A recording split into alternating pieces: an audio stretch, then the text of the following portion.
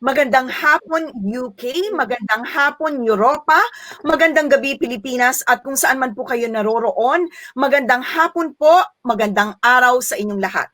Ihahatid namin sa inyo ang kwento ng iba-ibang mukha ni Juan sa special program, live streaming One You Konek kontra Corona here on Facebook and YouTube. Ako po si Rose Eclarinal.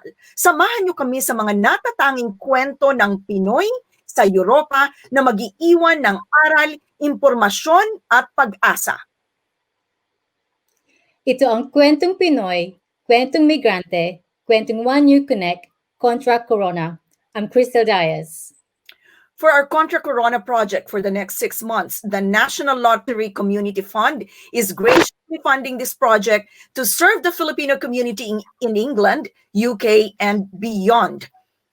This afternoon, we will have Matron May Parsons, a prolific vaccinator, to share some tips on how to effectively battle the spread of the deadly novel coronavirus disease. And Dr. Bernadette Prado Casanova will take us inside UK's intensive care with her story and insight.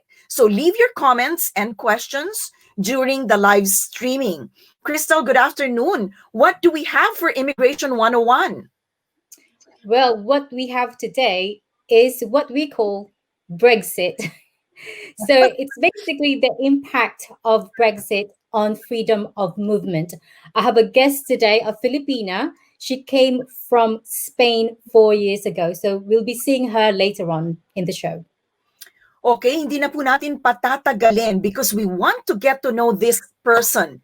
It was a moment in the UK when the country took a huge step towards a return to normality. On a cold December morning, a 90-year-old Coventry grandmother became the first person in the world to have the Pfizer Biontech coronavirus vaccine.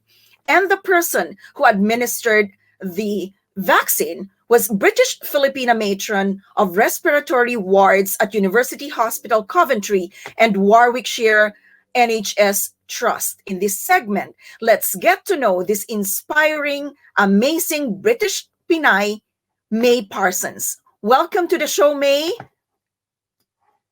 Hi. Hello. Good afternoon, live from Coventry. Rugby. Okay, yes, rugby. Okay, May, you will be in history being the first person to inoculate the COVID-19 vaccine. Did it dawn on you how big the task was? No, not at first. I was informed that I was chosen to be the one to do it, and all I could think of was how good it is to be having something that can protect our people, our community, and never really dawned on me that it was going to be something global or anything that's going to I don't know, put me in this position where people would want to speak to me about my experiences. It's just, I wanted to provide something for my community and for my patients and for my colleagues as well, something that can protect them. So it didn't really dawn on me that this is going to be so big everywhere. But yes, the Filipino community around the world has been so supportive, and Yes, giving kind words. You are part of the peer vaccination program in your trust. And for 3 years running, you've been part of this program. And this year, you had the most vaccine that has been given by a vaccinator. A record number 140 jabs in one day. So it gained you this moniker, prolific jabber. What a record. So May, this has become your mission. Yes. So vaccination is something that I'm really, really passionate about.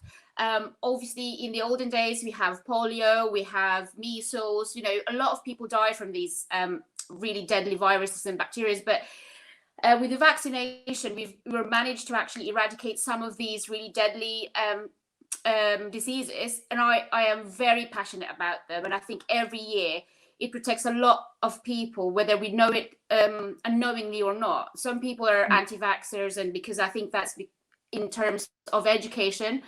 They read all the things that they have on social media, or they Google it or something like that. But I think the messaging in there is wrong. So that's why they're led astray. But with vaccination, I'm very passionate about it. And when it comes to my patients and keeping them safe, I think that if I give the flu vaccine for my staff, then that means that they're not going to pass it on to their vulnerable patients. And that's why I have dedicated times to actually make sure that all of my colleagues are protected. And I've pulled that through. And I think it shows my commitment and my dedication in actually getting that message through. Okay. May, although your team was being prepared for the rollout of the vaccine, you were only informed a few days before that you will be the first person to do the first jab. What is the message here, you being British Filipino? For us, I think I don't think it was actually intended for anything else rather than to see the most experienced person to actually do the jab. So for me, I was only chosen because I had a lot of experience for it, not intended to be I don't know, be put in some sort of celebrity, thing. But it's just that because I was doing my job and I was really good at it, and I was passionate about it. So I think for us Filipinos around the world, I think we are very hardworking. The values that was put in all of us since the beginning of of our lives, we've always kind of been told, no, hard work, dedication, show your passion. And all of those things are actually coming through. And I think for it to be actually recognized by everyone is a good thing. And I think sometimes there's not enough celebration and not enough of good messaging out there for everyone. And I think at the moment, when everything is so bleak, we need to be looking at the positive things that we can help our colleagues and our everybody, really, to make sure that we're all kind of just holding on to each other and focusing on the positive things that's happening in the world.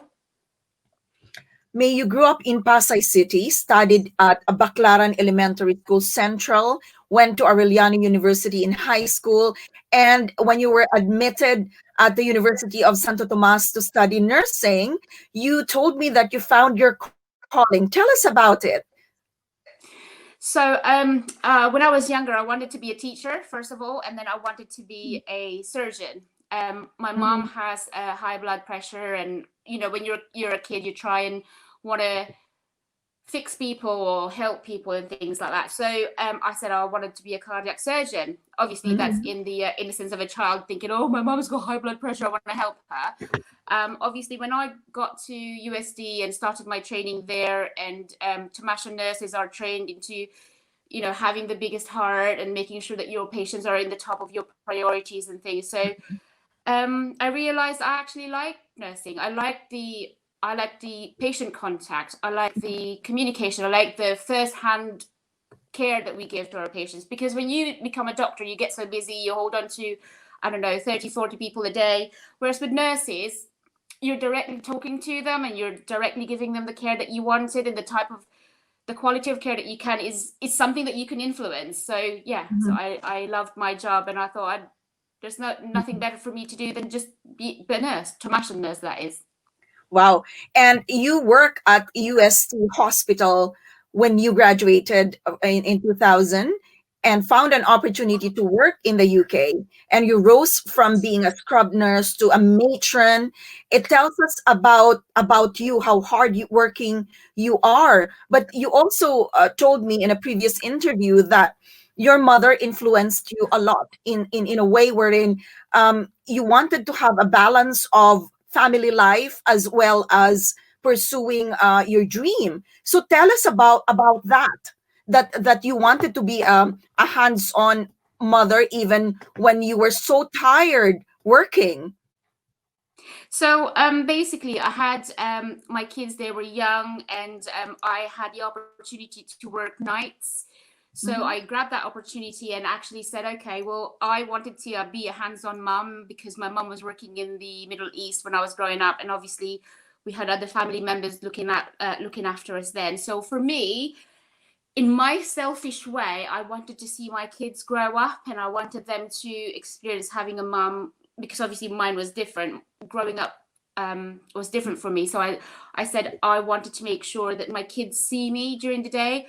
So I was working nights, and for 14 years, you get to sleep maybe 2 hours a day, and that went on for a really long time. And looking back at it now, I think the sacrifices that you give as a mother is something that you can decide and you can choose. And I've chosen to let go of sleep, and then do the first the things that I have to do with my kids, because I want them to.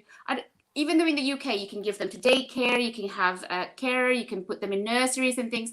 No, I wanted them to be with me. So yeah, but now I think I'm hoping that it will give them a positive experience of it when they grow up and think actually there is value in growing up with your parents and making sure that you're with your relatives and your family that loves you and protects you. So that's my choice. And I think at the end of the day, we decide what we think is best for our kids ultimately. And as a mom, I'm sure every mom out in there wants to be giving the best to their children. Okay. Because the story of your mother and yourself is an OFW story, marami po kababayan tayo na nakaka-relate dito dahil this is a show for overseas Filipinos. So you told me na 20 years nagtrabaho sa Middle East ang nanay mo to support the family.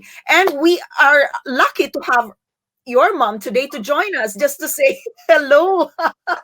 Yes, good afternoon, Miss Zen. Hello. Hi, Good Miss Zen. afternoon. Alam nyo, this is unplanned. Napag-usapan lang namin ito kanina ni May Parsons that we will have you on the show. Kasi 20 years nagtrabaho po kayo sa Middle East to support your family, obviously, katulad ng ginagawa ng maraming Pilipino. How proud are you of your daughter, of what she has become? I am very, very proud of her and very, very ecstatic on her achievements. And I'm really, really, really happy for her. Oh, mom. Oo, so yung 20 years po ninyo na pagtatrabaho nyo sa Middle East, sa ibang bansa is to support, syempre, yung pamilya ninyo sa Pilipinas para matupad yung mga pangarap niya. And now that, yung pangarap ni May maging nurse, maging to be on top of her game, ay natupad. Si proud na proud po kayo syempre sa kanya. Yes, we are. And my goodness, I cannot tell you how much I am proud of my gorgeous daughter. Nung nakita niyo po siya na sa television here in the UK, by the way, sa mga nanonood po sa atin, si Miss Zen Robert Shaw ay nasa UK din. Which part of the UK po? I live in Durham. In Durham. Okay. So nung nakita po ninyo siya sa television, although siguro yung mga ibang tao hindi alam na siya yon because nakamask nga siya, ano po yung naramdaman ninyo? Well, everybody at work, especially, they're saying, "Oh, that's May, that's Zen's daughter." So it's like I'm the celebrity's mom. It's so unreal, and everybody keep telling me, "Oh, well done. She's lovely and she's doing a good job, and we are so proud of her." And I said, "Yes, I am very proud of her." Okay. Siguro po ang maibabahagi ninyo sa mga kababayan natin na OFW, doong malayo sa pamilya nila, anong mensahe yung pwede ninyong i-share para how to raise a child like May na hindi po siya na-derail sa kanyang ambisyon, sa pag-aaral? What advice can you give them? Well, my message is, just keep in touch with the family, be real, have faith in the people that are taking care of them, and also have faith that your children understands the situation they are in, that the parent who leaves to go abroad needs to do it because of necessity, and also to help the children reach their goals. So it's both ways, really. The parent and the child should understand what they are sacrificing for. And May, luckily, she's a bright kid, and yes, she is lovely. And I'm so glad that I was the inspiration of her profession. Yeah, profession. Not only that, to be the best mom that she can be, because As a, sinabi nga- yeah, and as a mom, a great mom. well, maraming salamat po for joining us this afternoon. So kung meron She's po a kayo, super mom. I can tell that when I had her first interview for ABS-CBN, sinabi niya nga na hindi na siya halos natutulog. Duty sa hospital, and then mag-aalaga sa mga anak niya. Talagang the sacrifices that moms go through para sa kanilang mga anak. Katulad din po ninyo that you had to sacrifice to be away from your family, working in the Middle East just to make sure that you provide for them. Yun po ang nakaka-inspire sa, it's a love, nag-unfold itong lovely story ninyong mag-ina sa amin ngayong araw. So it's really inspiring. Thank you for sharing your story. Pwede po, Thank you. oo, sa mga nanunood na gusto po ninyong batiin, because I know Sunday is a family day and we're taking away that time para makasama namin kayo dito. Go ahead and batiin po niyo sila bago natin i-close yung segment. Miss Robert Shaw, yes, go ahead po, ma'am. May,